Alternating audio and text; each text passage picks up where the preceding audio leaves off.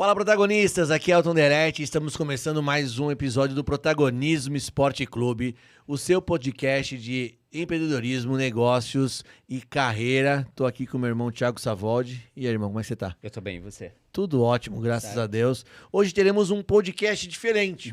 Não é? Porque a gente trouxe só um lado da mesa. Teremos um olhar por outra perspectiva. Sobre outra perspectiva. Primeira vez que a gente vai ter esse olhar dela, que é a maior investidora anjo do Brasil, de acordo com o Startup Awards de 2022, com um portfólio de mais de 130 startups. Ela é líder de Construtec e PropTech na Anjos do Brasil, co-líder e conselheira de pool na Bossa Nova Investimentos e sócia na CR Investimentos. Ela é conselheira na Bossa Invest, FCJ Build, Atlantic Hub, entre outras, e já passou por empresas como PwC, IBM, e é uma influenciadora na rede Mulher Empreendedora e membro do grupo Mulheres do Brasil. Seja muito bem-vinda, Cláudia Rosa. Olá, muito obrigada. Prazer imenso estar aqui com vocês. Nossa, o prazer é todo nosso. Muito obrigado por aceitar o convite. A gente está muito animado mesmo. Eu já queria começar fazendo uma pergunta daquelas cabeludas, assim. Poxa, vamos Mas eu sei que você vai tirar de letra. Né? Não, vai tirar sim. A gente sabe que o mercado de investimento, né? Esse mercado de investidores anjos, de fundos de investimento, ele é um mercado muito masculino. Eu não sei se ele é machista, mas ele é muito masculino. Como é que foi entrar nesse mercado? Como é que você conquistou? Como é que você cresceu e ganhou toda essa notoriedade? Como é que foi essa construção da Cláudia lá dentro? Boa pergunta. Foi bem desafiador, tá? Imagina. Porque realmente, quando eu comecei, poucas mulheres que eram investidoras e que também participavam desses eventos, né? Você tem que participar, você tem que estar colaborando. Em determinado momento, eu realmente me questionei se fazia sentido para mim continuar como investidora e de que forma que eu ia, né? Se de repente eu ia trabalhar um pouco as minhas teses, se eu ia nichar um pouco para algum segmento específico, né? E pela minha paixão pelas startups e pelos empreendedores e pelo trabalho que eu fiz antes de ser investidora, que eu fui mentora e fiz muitas mentorias para empreendedores e também para founders, isso me gabaritava, me dava total credibilidade para apostar e continuar apoiando, né? Então, quer dizer, o investimento anjo, ele entrou como consequência daquilo que eu já fazia. Eu comecei a investir porque eu já fazia todo o processo, né? Eu já conhecia, já ajudava as startups ali até receber o investimento ou até se preparar para um prêmio, sabe? Aquele pitch matador. Super. Então, investir foi consequência quando eu entendi que eu poderia investir, que não era quantias enormes, que a gente compunha um pool de investidores, no caso, nessa primeira rede, né? E aí, para mim, foi dessa forma.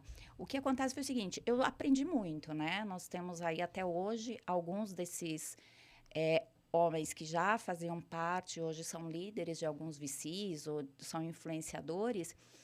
Eu fui muito humilde mesmo, no sentido, posso aprender com você? Olha, eu tenho uma mentoria, você compartilharia comigo? Você teria tempo? Então, eu fui muito nesse sentido de falar, olha, você tem uma disponibilidade? Tem uma startup aqui que é um pouco mais complexa, de que forma que você atenderia? De que forma que você faria?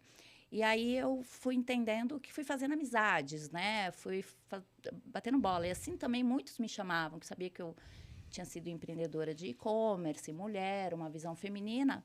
Então, por conta disso, eu sempre participava dos eventos. Então, muitos deles falaram, Cláudia, eu preciso de uma visão feminina ali, né? Olha, Legal. eu preciso ali que você coloque. Então, foi uma troca. Se falar que não é machista, a gente está realmente mentindo. A gente tem, né, o Brasil, se a gente olhar, algumas regiões são mais machistas.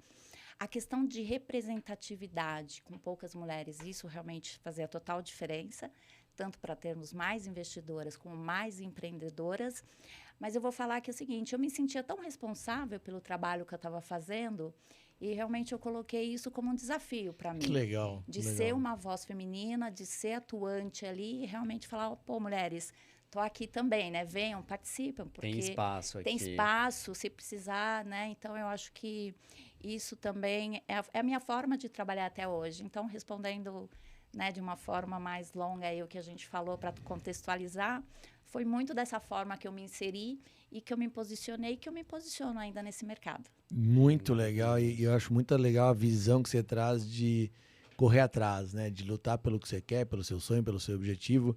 É menos vitimismo, né? Que a gente às vezes pega e enxerga, né? Não tô dizendo que não é fácil, que não é doloroso esse tipo de colocação e de segregação e tal, mas eu acho que cada vez mais a gente enxerga mulheres poderosas, sendo poderosas e ficando mais poderosas no sentido de construir e de achar o seu lugar. E eu, graças a Deus, tenho a oportunidade de trabalhar com várias mulheres e são muito melhores do que os homens. Desculpa, você já trabalhou comigo, mas vou dizer, é muito, muito melhor. Vocês são inteligentíssimas e têm sensibilidade. Fantástico. Numa reunião, numa apresentação lá da Veste, 75% da Veste é composta por mulheres, inclusive a liderança, a alta liderança, é muito mais feminina, e eu concordo, assim, eu acho que são skills que a gente não alcança, são espaços que a gente não alcança, e acho, é uma visão diferente, né? E é super legal nesse caminho, porque você fala muito, tem esse lado investidora, né, Cláudia, mas tem um lado mentora, de mentorar o empreendedor e mentorar a startup para chegar no momento de ser investida, ou por você, ou por outras pessoas. Como é esse dia a dia das startups, de aproximar, de ensinar, de preparar elas para o segundo passo? Hoje eu não faço com tanta frequência, né? Fiz muitas mentorias, participei de praticamente todas as aceleradoras, e algumas eu até me candidatava, né? Não me chamavam, olha, que legal, precisamos de mentora, queria participar. Porque para mim era interessante conhecer os principais players ali, né? Isso é legal. Porque depende muito do líder, cada aceleradora. O processo pode ser o mesmo, mas o líder, né, a forma com que ele conduzia e as teses, isso para mim era bacana. Então, eu fiquei muito tempo fazendo mentorias, muito tempo fazendo bancas, validando. E aí, como o nosso ecossistema cresceu, né? Na época, sei lá, a gente ia falar de 100 investidores, hoje a gente está falando de 15 mil investidores. Eu acho que como começou a entrar mais mentores, investidores, aí eu comecei a ser um pouco mais seletiva. Realmente, quando essas redes precisam, me chamam, né? Hoje tem 15 mil investidores? Por aí. No Brasil? Brasil. Uau! E aí, são quase 60 redes já, né? Redes de VCs. Então, o que acontece? Como tem muita gente, então tá vindo, tem muitos mentores, e aí o que eu faço? Quando precisa, pontualmente me chamam para uma mentoria específica, eu mentoro principalmente as startups que eu estou investindo, né? Também, né? Não todas, eu até chamo alguns colegas para contribuir também. E eu acho que os investidores crescem muito quando fazem as mentorias, né? É muito bacana, é muito dinâmico, é muita troca. Concordo. Mas, assim, é um processo muito... sabe, dar mão mesmo para o empreendedor? É falar assim, olha, o teu modelo eu acredito, mas a forma que está sendo conduzido, o tamanho do mercado, então você vai ajustando. Então, quer dizer, tem o perfil do founder. Se é um founder que te escuta, que ele vê em você confiança, vê em você o smart... ele vai junto, né? Ele vai pontuando isso. E eu tenho, assim, cases maravilhosos, né? Que eu contribuí, que eu contribuo, né? Hoje são 14 exits que eu tenho. Poucos investidores têm 14 exits. Para quem não conhece, o que é 14 exits? 14 exits, eu tive 14 startups que eu investi e que foram vendidas por M&A ou um fundo que comprou. E aí, nós também fomos os primeiros. Eu fui uma das primeiras a investir, também eu fui uma das primeiras ali a sair, né? Então, retirar o seu investimento, obviamente, com sua lucratividade. Exato. Então, muito isso legal. Aí aconteceu, eu tive 14, né? Muito bom. Então, eu acho que isso também é um aprendizado, porque em alguns casos, o que acontece? Tem algumas startups que eu até acreditava que eles iam mais, né? Ter um valuation maior. Então, vamos esperar um pouco. Daqui a 2 anos, eu acho que você vai estar com valuation, vai dobrar o valuation, né? Mas a gente percebeu o seguinte, cara, você está afim de vender mesmo? Ele, super, Cláudia, estou aqui, isso. Então, vai. Quando o founder já tomou a decisão, não adianta, né?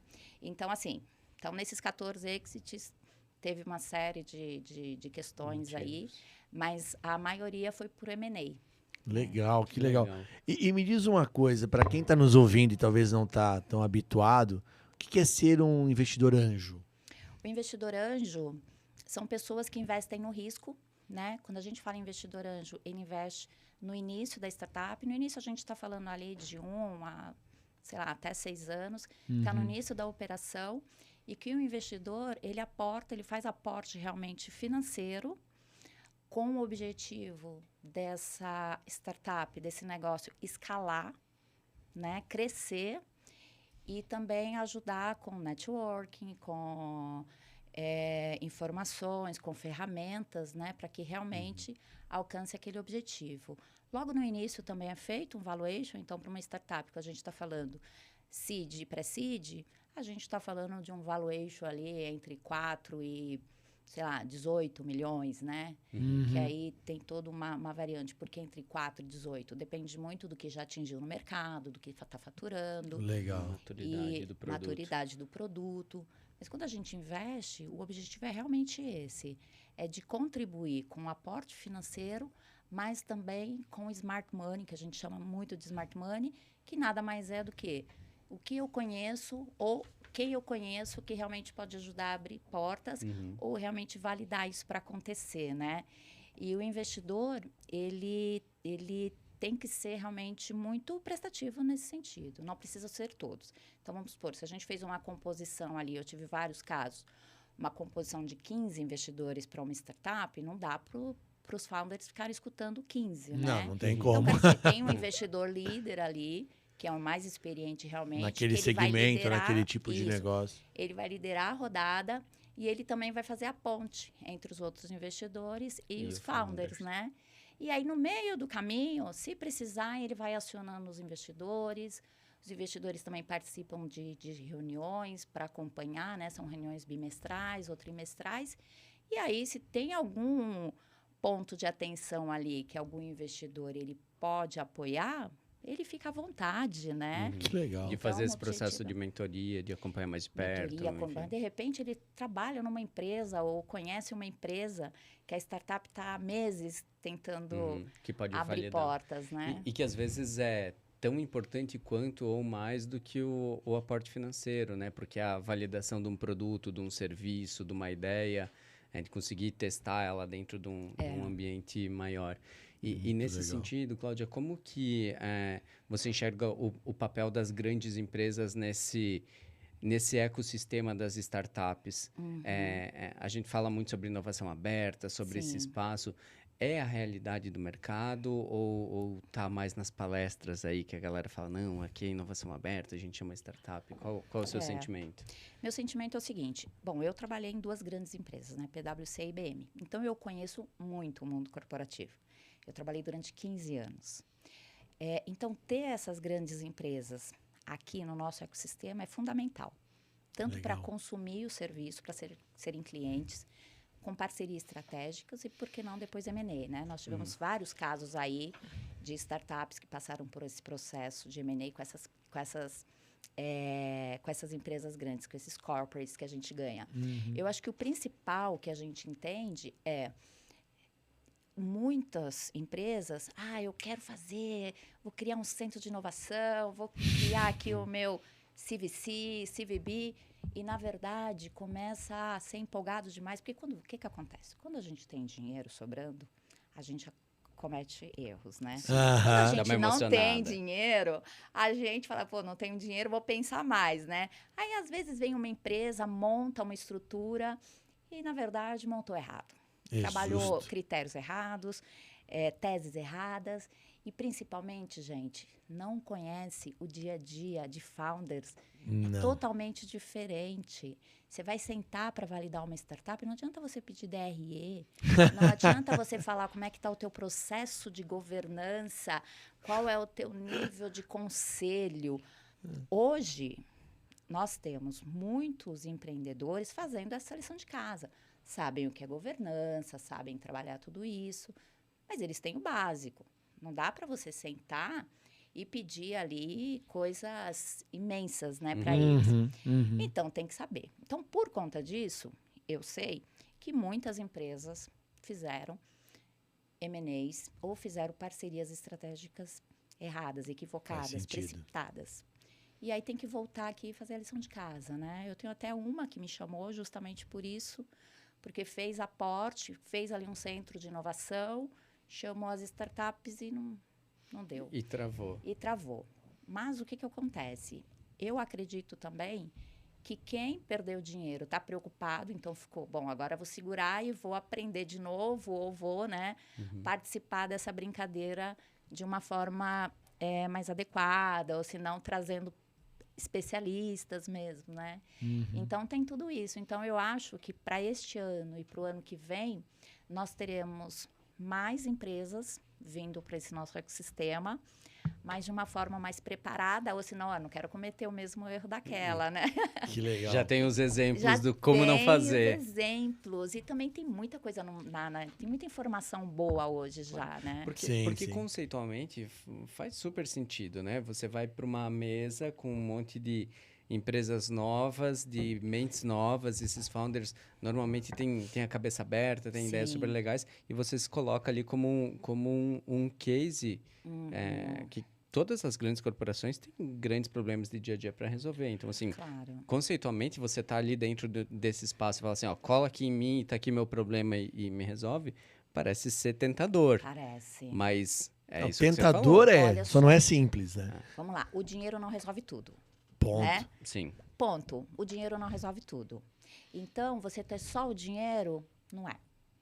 Porque o que acontece também? Um outro ponto muito importante que aconteceu principalmente a partir de 2021. Muitas dessas empresas compraram startups. Nós estamos em 2023. O que acontece? Essas empresas, elas tinham earn-out, que é o período que fica ainda para performar e o founder ainda tem que ficar cuidando da operação, né? Então, tem um período lá de 2 a 3 anos e os founders têm que continuar a performance, têm que continuar a crescer, porque foi atrelado isso. Só que a partir do momento que ele entrou na empresa, ele entrou naquela processo burocrático. Não, ele entrou no transatlântico, né? Exato. Ele era uma lanchinha rápida, ágil, ele entrou no transatlântico. E aí... Eu morro, assim, quando eu vejo as minhas startups. Aí a burocracia mata, é não tem jeito. por uma cultura. Não, é desafiador, desafiador. Desafiador. E outra coisa, o restante do exit para os founders estão atrelados ali. Nós já saímos, nós recebemos o nosso aqui. Então, quer dizer, tem uma série de coisas aí para serem ajustadas, né? Quer dizer, se vocês conversarem com os corporates, eles vão dar a visão deles, né? E aí tem números também. Mas eu estou dando a minha visão de quem acompanhou desde o começo esse processo até, né, esse exit. Então, porque a gente teve um boom ali, eu acho que foi 2021 por aí, né? Teve um boom e tem um monte de gente que se arrependeu amargamente, né? E corporates grandes, assim. Grandes. Porque, cara, não é só comprar e botar pra dentro, não é só ter o dinheiro. Não é só o dinheiro. Na minha humilde capacidade de entender esse negócio, a parte de cultura, de gestão de pessoas, de novo, conectar esse barquinho ágil, veloz, quase que, no bom tom da palavra, irresponsável, vamos dizer assim, dentro de um transatlântico, não é só acoplar do lado aqui e vamos seguir o baile junto. Tem muita coisa. A burocracia da corporação grande, ela é cruel para o startupeiro, como a gente fala assim. Totalmente. Então, e eu acho que tem a isso... pressão do curto prazo também, né? Não, total, porque aí ele precisa dar resultado no curto prazo, ele precisa para amanhã. E ele também passa a ter o momento dele de saída. Então, ele também precisa fazer aquele negócio acontecer. E aí, entra num ciclo muito, muito complexo. Perigoso. Que aí é aquela coisa, eu trouxe para resolver um problema que eu tinha, mas, era tão mais fácil só ter contratado o serviço do que trazer para dentro de casa. Esse raciocínio... Mas quer comprar enquanto tá pequeno, Sim, né? claro. Também tem essa. Olha, se eu não comprar agora, daqui a 2 anos... Também tem o ego da grandeza, né? Deixa eu ficar comprando um monte de coisa aqui, que aí eu também conto um monte de coisa boa pro mercado. É um joguinho legal. É um joguinho legal. Eu tenho conversado com com vários executivos, né? CEOs, CFOs de empresas, e esse é meu assunto com eles. né? Porque eu falei, poxa, 2021 eu comecei a... Falei, não, gente, tem startups que eu falei, não, vamos continuar, quer me ajuda? Eu vou para operação com você, né? Não, Claudinha, a gente tomou a decisão, tal e tudo mais. E aí eu falei, poxa, quando eu comecei a perceber esse modelo, porque uma startup foi o M&A, segunda, terceira, a quarta. Quando chegou na quarta, eu falei, gente, vamos lá, vamos entender. Eu quero saber quem está fazendo isso, né? Quem são, e enfim... E aí agora eu estou conversando com esses CFOs para saber, e aí, como é que tá, né, os desafios? Por quê? Porque a gente continua tendo startups aqui. A gente continua tendo sonhos dos empreendedores. A gente continua tendo parcerias estratégicas. A gente vai continuar tendo M&As. Mas eu quero entender o que deu errado lá para pegar e olhar para essa minha startup e falar assim, cara, vem cá, senta aqui comigo, ó. Vou te contar. Vou te contar um case. O caminho que a gente está indo é o mesmo da fulana, daquela startup. E lá aconteceu isso. Vamos tentar colocar algumas cláusulas, né? Boa. Ou, se não, vamos trazer durante um período aqui como parceiro estratégico para todo mundo sentir, ver se eles ajudam a performar. E aí tem uma cláusula aqui. Então, o que eu tenho feito? Eu tenho buscado esses players para conversar, essas empresas, esses executivos, para entender os cases deles, tanto de sucesso e de insucesso, porque eu quero também poder sentar com os meus founders, com os meus mentorados, com as minhas startups e até quem me procura, né? Fala, gente, olha, o que eu estou fazendo? Então, você sabendo que deu errado, você consegue prever para não fazer de novo, né? Ou pelo menos... Vamos aprender com os erros dos outros. Total. Melhor, né? Vamos, né? Total. E uma curiosidade, assim, o Thiago quer virar um investidor anjo. Opa, como é que faz? Senta aqui já. Tirando a parte de tomar uma aula com você, e quem está nos ouvindo aqui, quiser ver, tenho vontade de ser investidor anjo. Como é? Tem uma grana, obviamente, tem que ter uma grana, tem que ter ou um smart money muito forte, né? Como é que eu começo? Onde é que procura? Que porta bate? Como é que funciona? Porta bate? A porta que é melhor para entrar é aquilo que tem mais a ver com você. Com o que você gosta de fazer ou com a tua tese. Então, por exemplo, se você gosta de investir direto nas startups, olho no olho, quero escutar o pitch e quero eu tomar a decisão, tem redes que fazem isso, que chamam os investidores todo mês e aí você vai escutar aqueles pitches e determina se faz sentido para você ou não dentro das suas teses ou daquilo que você está aprendendo. Ou você vai participar de umas outras redes também que você dá um cheque, né? E esse cheque pode variar de 100 mil a 300 mil, 500 mil, dependendo da rede. E aí você investe em um fundo, e esse fundo tem várias startups. E aí você não conhece as startups, mas você aposta muito nesse fundo, né? Você conhece o fundo e não as startups. O que eu recomendo? Se perguntarem, Cláudia, o que você recomenda? Eu recomendo investir através de redes, não diretamente. Por quê? Porque com redes você mitiga seu risco. Claro. Você tá ali, fala, pô, vou colar naquele investidor, naquele ali que já investiu em tantos, né? O que eu estou escutando aqui. Então, isso ajuda. E também você ter a tua tese. Invista. As primeiras startups, eu sempre falo o seguinte, invista naquelas que você realmente conhece o mercado, porque vai ser mais fácil para você ajudar e para você aprender mais, entendeu? E a partir daí, você replica isso para outros segmentos, né? Claro. Mas, no começo é isso. Defina uma tese e vá buscar no mercado uma rede. Não invista direto. Ou seja, né? não vai lá na porta do startup e diz, não, deixa eu botar meu dinheiro aqui em vocês, porque eu acho que o pitch de vocês é bom. Não. Não. Até Leva tem pro muito... fundo. Leva, fala assim, olha, eu tô com essa startup que eu quero investir, vamos investir junto? Entendi. Já aconteceu, acontece isso comigo. Sim, A sim. E tem uma startup metodologia de avaliação, Sim, né? tem. Aí as redes Sim, fazem isso. As redes fazem todo o processo jurídico, fazem o processo de due diligence. Enfim, Legal. já te traz ali toda aquela segunda avaliação, né? Dossiê O pronto. dossiê, Ali. então. E outra coisa, você troca informações ali com os investidores, né? Então, eu acho que hoje no mercado nós estamos mais maduros em relação a isso. Nós, investidores, estamos um pouco mais preparados. A gente tem ainda muitos erros. A gente ainda tem uma quantidade imensa de investidores aí que vieram só para fazer parte do clube, que acaba atrapalhando, né? Muitas vezes que não. Eu tenho que falar a verdade, né? Não, por favor, não. Protagonismo tem que ser né? sincero. Não dá, né? E que atrapalhou muito também. Tem até uma startup que eu perguntei para ele assim, né? todo investidor é anjo. Boa É mais ou essa, menos boa, por aí. boa. E aí ele falou assim pra mim, definitivamente não, Cláudia. Eu sei que ele tinha passado por perrengues, né? E aí ele falou, definitivamente não, Cláudia. É Então, eu isso acho aí, que boa, é isso. boa, muito bom. Muito legal. E do outro lado? Eu sou, agora o Elton é startupeiro. O que diferencia, assim, independente acho que do ramo ou da sua tese, assim, Sim. qual é a característica que você vê ou no business ou no founder que você Tá. bate o olho e fala, aqui tem? E deixa eu complementar, que também tá no que eu anotei aqui. Além disso, qual que é a maior falha que você vê mais frequente nas startups, assim? Tá, então vamos lá. O que realmente, fala assim, o que te encanta? O que te faz ter um segundo bate-papo? Eu acho que a forma, primeiro, é o problema qual é a tua startup, qual é o problema que ela quer resolver, qual é o mercado, e se realmente você olhou esse mercado e se fez aquela lição de casa, que é realmente pivotar, você testar, né?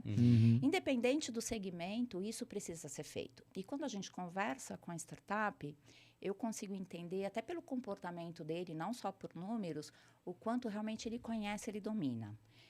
Às vezes ele está muito ansioso, porque ele quer realmente dinheiro, porque está precisando, ou senão ele me mostra e me convence ali que tem um espaço, que tem mercado.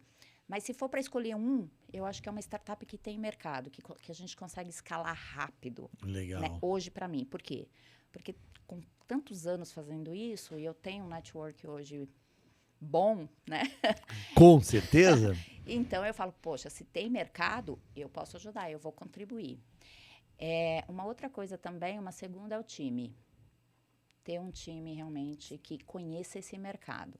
Não vem aventureiros. Não adianta você sair de um mercado, sei lá, você era de uma área X, era de uma franquia, e você agora quer ir para health techs e você vai discutir ali processos e Só por querer numa revista que o mercado está quente. Porque está todo mundo falando por de ali. health techs. Paletas né? mexicanas. Agora você Inteligência está artificial e fintechs. Não, aquilo é legal, vou para lá. Isso. Então, a gente percebe isso também. Então, quer dizer, trabalhar bem isso, o que você quer resolver com o mercado que realmente é amplo, que tenha feito essa lição de casa, de olhar, de estudar o mercado e ter uma equipe que fala, poxa, a gente vai entregar, cara, eu dou a mão e vou junto. Boa, Maravilhoso. E a falha mais frequente que você vê na olha, turma da startup? Assim, aquela que você diz, quando eu pego essa, eu já vou embora, já diz, puta, perdi meu tempo. Eu vou dar um exemplo assim, mas assim, pode ser que outros investidores não falam isso, né? Mas eu tô sendo muito sincera com vocês. Por favor. Aquele empreendedor que você fala, entra por aqui, sai por aqui. Boa. Porque ele não te contou a verdade, ele não te contou tudo. E aí você dá as dicas, você dá dica de ouro. Aí você vai dando dicas. Aí você percebe que o cara, não, mas tal coisa. Eu falei assim, não, mas... Aí o cara vai e fica te provocando, e argumenta. Eu falo, olha só, deixa eu te explicar. A chance disso realmente não ir para frente é gigantesca. Se você quiser continuar, beleza. Não, mas eu quero te provar que... Então, o cara, quando o founder ou a mulher também, independente, mas quando realmente você está falando e ele não te contou toda a verdade e também ele está tão fissurado naquilo que acredita que ele está completamente cego. Eu não consigo ajudar, né? Entendi. E eu sei que depois eu já tive casos assim, que depois de um ano voltou, poxa, Cláudia, lembra que você me falou? Você pode me ajudar agora? Não. Agora não dá mais. Gente, eu aprendi a falar não para muitos, né? Isso é legal, né? E eu acho que isso é bater não, né? Cláudia, você pode me dar o telefone do fulano? Não, também. Não. Faz a tua lição de casa que eu te falei. Boa. Se eu acreditar primeiro, eu levo você. Mas não vou Perfeito. só... Até porque você tem um nome a zelar, né? Você tem um nome, histórico a zelar. Não indico qualquer startups para as minhas redes, tá? Eu sou bem criteriosa. Legal, Se falar, Cláudia, bom. qual a média das startups que você indica para suas redes por mês? 1 ou 2. Que legal. De 100, 110 que me aparecem, eu indico 1 ou 2. É a taxa de Por conta sucesso, mais disso. ou menos, hoje? 2% das startups? Eu acho que até um pouquinho mais nessa primeira fase, né? Mas, assim, as minhas indicações, elas são bem restritas. Porque eu falei assim, olha, se não passou aqui, vai voltar e vai me dar trabalho, vai dar trabalho lá. Aí eu não deixo dar trabalho para a rede. Eu já... Deixa a rede focada eu onde já precisa. faço o filtro aqui, né? Isso foi um negócio que me deu uma bugada aqui, porque de 100 a 120 startups por mês. Você indica uma ou duas, né? Eu indico uma ou duas. É startup pra caramba, mano. É muita. Não dá Todo pra... dia nasce Você uma. tá falando de... Pô, Uma. só pra ela, 1.200 no ano, 1.400 por aí, no ano, por aí, startups. por aí. É coisa, hein? É gente empreendendo pra caramba. Não tinha... Óbvio que a gente sabe que o Sim. Brasil é um povo empreendedor, o brasileiro e tal. Mas Ah, gente, é muito bacana. é chão, é Porque coisa tem legal. muitos eventos, por exemplo, o Sebrae tem evento praticamente toda semana, né? E você desenvolve ali um projeto, desenvolve ali uma metodologia, você sai com o negócio e eles querem já, né? Enfim, sair uma startup. Então, pensa, o Sebrae fazendo esse monte de eventos, as outras áreas, os próprios empreendedores que vão para a repescagem, não deu certo aqui, spin-offs que tem, né? Então, a gente tem realmente uma quantidade gigantesca de startups. E aí, o que eu sempre falo, eu sempre coloco assim, para ser muito honesta com as startups, inclusive amanhã cedo eu tenho 2 validações, que uma das redes que me pediu, mas assim, eu falo, me manda teu pitch deck antes, porque aí, pelo pitch deck que me manda, eu já sei se o meu call vai ser de 15 minutos, 20 minutos ou uma hora. O que é o pitch deck? O pitch deck. Pitch deck. É o material, pitch deck é o material, é a apresentação dele numa forma realmente de pitch, que eu não preciso conversar com ele. Você já vê ali. Eu vou entender a sequência, onde ele vai colocar o que ele quer resolver, qual que é a solução, como que é, qual o tamanho do mercado, se está faturando com receita recorrente, não está, se tem governança, se tem ESG, o que tem. Então, ali eu já sei tudo. E ali Você bate o olho... Eu bato o olho. Olha, eu estou validando para um prêmio, né? A IBEF está fazendo o primeiro prêmio Fintechs do Brasil, pela IBEF. E eu sou uma das juradas, né? Então, como jurada, eu recebi algumas startups ali para validar. Então, no primeiro lote, eu recebi 12. Eu fui, em meia hora eu consegui validar tudo. Aí eu voltei naquelas que eu fiquei com dúvida, tá, beleza.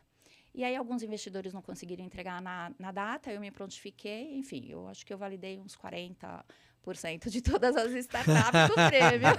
Que legal. Mas aí o que acontece? E aí eu fui olhando isso, eu falei assim, gente, os critérios eram tão bem definidos para um prêmio, e aí eu olhava o material, o cara não entregava. Se ele tivesse colocado A, eu falei assim, não, legal, ele já respondeu, né? Ele colocou ali. Mas, assim, quando você não coloca informação, o que eu vou entender? Cara, você não tem. Não tem informação. Se você não coloca informação do seu faturamento, você tem faturamento? Não. Pode ser que você fature muito, mas eu acho que não. Sim. Se você não tem uma estrutura, se você não colocou nada de governança, nada de ESG, eu não vou saber. Então, pelo material, é importante. Então, o pitch deck ele é importante. Falando do prêmio, né, e até pensando no que você falou sobre essa questão da certeza, da bitola que faz a pessoa não sair de dentro da caixa. É um prêmio que tem os critérios definidos. As perguntas estão claras. Responde as perguntas ali. Faz um slide para cada uma, sabe? E eu tive uma startup, olha... Mas o óbvio não é tão óbvio, não tem jeito. Eu já falei que o óbvio, ele não existe. Óbvio não existe, né? Então, assim, então o pitch deck, ele me ajuda muito a entender justamente isso. Se eu tenho interesse depois em conversar com a startup, e se eu for conversar, se alguém me pediu, lógico que eu vou falar, mas vai determinar ali o meu tempo. Se é 15, 20, 1 hora. Já aconteceu de eu falar, poxa, eu vou ficar só 5 minutos que o material tá ruim. E o cara me surpreendeu. Eu falei, cara, traz isso pro material. Faz esse material. Genial. Porque, às vezes, eu tava pensando até antes de você trazer esse ponto, mas bem nisso, assim, às vezes o founder ali, ele tem uma visão da solução dele, para que problema serve, que às vezes, quando vai para a aplicação, na verdade, aquela solução funcionaria para uma outra coisa, tem um outro destino, uma outra abordagem, um outro pitch, possivelmente, e que precisa ser discutido em algum momento, né? Possivelmente o founder ele tem menos, não é regra, né? Mas ele tem menos experiência de uma grande corporação, a menos que ele tenha sido executivo ali, e na hora de vender esse pitch é diferente, né? Para a corporação, da visão dele, né? Tem uma visão meio de paixão, a gente consegue perceber isso também. Outra pergunta que me surgiu aqui, prometo que é a última, depois eu paro um pouquinho, que eu fiquei curioso demais com esse tema. Para perguntas. Eu tô gostando desse ping-pong. para um leigo, o cara tem lá seus 300 mil, ou 200 mil, alguma coisa assim. E ele não conhece, então não adianta ele se aventurar aí no founder direto, que a chance de dar errado é grande. Ele pode ir para essa rede, como você falou. Sim. Pode ser um caminho, eu não vou chamar de previdência, porque não é tão longo, mas um caminho de rentabilização do dinheiro, em vez de botar numa poupança, por exemplo, ou num fundo de investimento X. Numa rede, né? Então, pô, em vez de eu botar, sei lá, na ação da empresa X, eu vou botar nesse fundo que vai fazer vários investimentos e eu vou ter meu retorno, ou não, obviamente, é um risco ali. Faz sentido pensar assim também? É um bom pensamento ou você acha que não? Se esse é o objetivo, sai fora? É muito particular, pelo seguinte, investimento anjo ele é de alto risco. Você só vai receber, só vai ganhar se aquela startup ela deu certo. Ela pode ser que ela... Né, não chegue lá ao 10º ano, mas dê certo, o que é dar certo pra gente?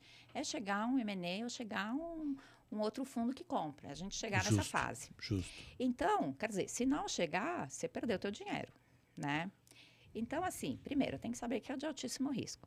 Outra coisa, você tem que saber o seguinte, startup, quando está no começo, a única certeza que eu coloco para os empreendedores, para os founders, é o seguinte, aí eu falo, posso só dar uma opinião? Pode. Você está pronto, porque o teu modelo de negócio ele vai ser alterado, ele vai ser mudado. Tudo bem para você? Porque vai ser alterado. A gente vai mexer ali, né? Então, esse daqui é importante. E aí, se você tem uma grana e você quer investir, investe em rede, em fundo, para você aprender.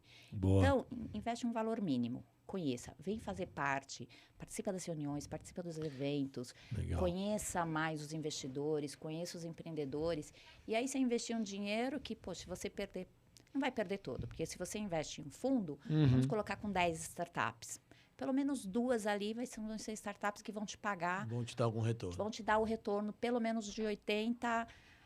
Vou colocar de uma vez 1,2 a 3,4 o que você investiu. Que tá ótimo, né? Fantástico. Você tem duas que te cobre tudo e aí você tem uma rentabilidade maior.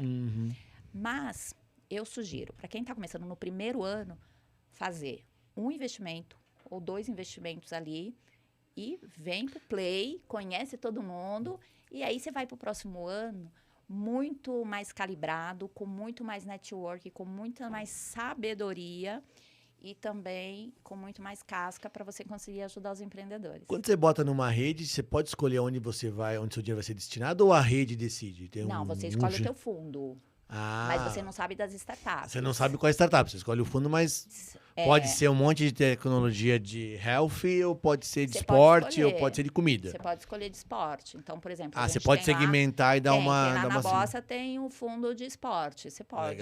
Sport Tech. Legal. Você pode ir em Agitech, né? Entendi. Ou Construtech. Você pode ir para o segmento, ou você pode ir para um cross que tem um pouco de cada um ali. Enfim, que legal. Mas você pode fazer o seguinte, quais pools estão abertos? Quais fundos estão abertos? Né? E aí você conhece... Né? Isso eu estou falando, dando exemplo, isso não muda muito das teses para os outros VCs, né? O que muda muitas vezes é o ticket, né? O valor do cheque que você tem que investir. Que tem fundos que são de 100 mil, tem fundos de 300 e fundos de 500 e tem fundo que é em euros. Verdade. Muito legal essa visão, porque eu acho que a audiência não está habituada com essas coisas. A gente trouxe bastante startups aqui, umas scale-ups, uma galera que tinha acabado de ser investida, então conhecer esse outro lado está sendo super rico. Muito legal. Você falou sobre uma questão legal das incubadoras, de você se oferecer. É um caminho também para, daqui a pouco, um alto executivo de uma companhia. É um mercado que está aberto para você se oferecer. Deixa eu ajudar, posso ver... Das incubadoras, isso existe? Isso existe. Eu acho que assim, a partir do momento que você está fazendo parte de alguns eventos e você vê que faz sentido para você, ou você tem agenda para participar daquele evento, você se prontifica, né? Isso é bacana. Eu lembro que o Inovativa Brasil, que é um dos programas do governo e que também tem aí uma quantidade de startups, que eu gosto das startups do Inovativa, quando começou, eu acho que foi 2012 que eu comecei no Inovativa, Eu fui entrevistada pelo pessoal de Brasília, Uau. né? Eu fui entrevistada para a área de ministério. Me ligaram e falaram, a gente quer confirmar o teu currículo, a gente quer realmente validar aqui se você tem competência para ser uma das mentoras. E eu fiquei extremamente, assim, feliz, porque eu passei, lógico, né? Mas eu falei, poxa, que bacana, o processo é sério. Isso Seriedade, me deixa, né? Me deixou bastante contente. Eu sei que de lá para cá mudou, pulverizou muito, né? Hoje não tem mais um processo de seleção. Hoje tem um formulário lá, você quer ser investidor, você quer participar como investidor, você se cadastra, vai lá como investidor, como, né, um influenciador, como... Então, assim, não é que virou bagunça, mas é que abriu tem mais, muitas né? startups que tem essa possibilidade, tem eles demanda. não conseguem fazer. Expandiu, né? Então, quer dizer, quando eu recebi aquele e-mail, eu falei, poxa, eles vão me validar, vão me ligar, né, do Ministério. Ministério me ligando. Então, Que eu legal. achei que... Eu faço parte, né, do Inovativa, não faço mais parte das mentorias, como eu falei aqui, eu tenho reduzido. Mas todo ano, quando tem os ciclos de encerramento, que aí precisam das bancas e precisam de investidores ali para validar, se eu tenho disponibilidade, eu vou. Que legal. Que Eu legal. participo até hoje. Ô, Cláudia, a gente tá... O papo tá bom, mas temos que fechar aqui, senão a gente vai ter como pagar a conta depois. Exato. Né? Mas, brincadeiras à parte, a gente vai ter que chamar um investidor anjo depois. Acho que é um bom Acho que caminho. vocês já fizeram todas as perguntas, É, né? Vocês vão montar agora- o pitch Aí, deck ó. aqui. Boa. O Pitec já tá ali na porta. Vamos montar o pitch, mandar pra ela e depois a gente espera ver o que acontece. Maravilhoso. A gente sempre casa esse fechamento com o mote do esporte clube, né? Tá. Que a gente gosta, a gente entende que esporte tem muito a ver com carreira, com empreendedorismo, né? E a gente gosta de perguntar para nossas convidadas e convidados um momento esportivo que te marcou, né? Seja você praticando, ou seja, sei lá, a seleção brasileira de algum tipo de esporte ou algum clube que você gosta. O que é um momento que tem uma recordação afetiva aí para Cláudia? Bom, vamos lá. Eu gosto de corrida, sou praticante, eu adoro meia maratona. Não fiz ainda maratona, Boa. ia fazer, mas não fiz ainda. não Atente-se consegui. ao ainda. Ainda, né? Não exato, fiz ainda. Mas assim, o que ficou bem marcado para mim é o seguinte, eu faço parte de uma rede, de um grupo de mulheres de corrida, né? Na região onde eu moro, São Paulo, na Granja Viana.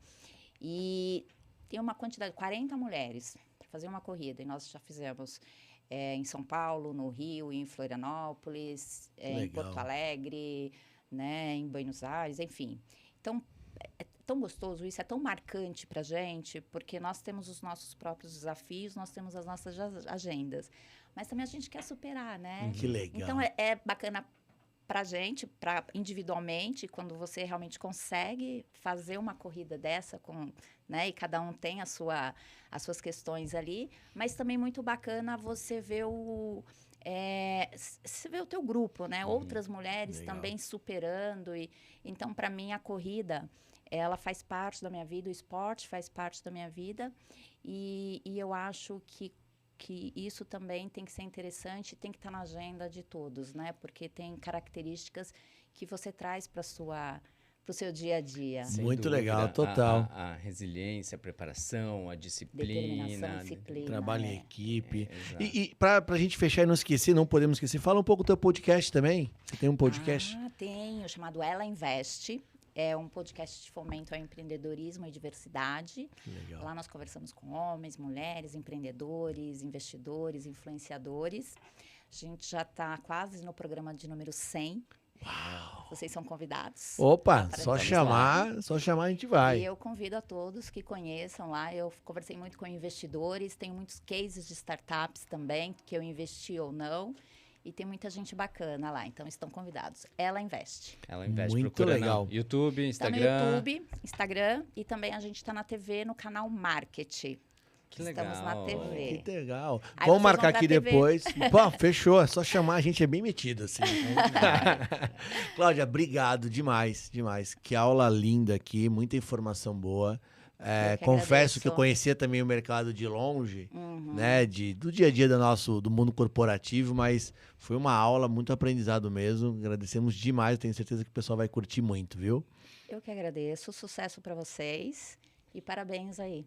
Muito sucesso. Muito Obrigado, bom. E quem quiser mesmo. acompanhar esse mais nossos outros episódios, que não chegamos a 100 ainda, mas Não, estaremos em breve lá. Um dia a gente chega lá. Chegaremos tá lá. na meta. A gente está nas principais plataformas, então você encontra a gente no Spotify, no Deezer e no YouTube, Protagonismo Esporte Clube. E para quem quiser conversar com a gente, pegar os melhores momentos, a gente adora feedback, indicações. Procura a gente no TikTok, no Instagram, Protagonismo Esporte Clube, que a gente vai estar lá. É isso aí. Você que tem aquele amigo que é investidor ou gosta de investimentos, Ou caminha... que tem uma startup, né? Ou que tem uma startup, muito bem lembrado, ou que quer ter uma startup, Sabe? encaminha para ele, tenho certeza que vai ajudar. Vamos amplificar essa informação que ela vai ajudar muita gente, tá bom? Até o próximo episódio. Valeu, Obrigado. galera!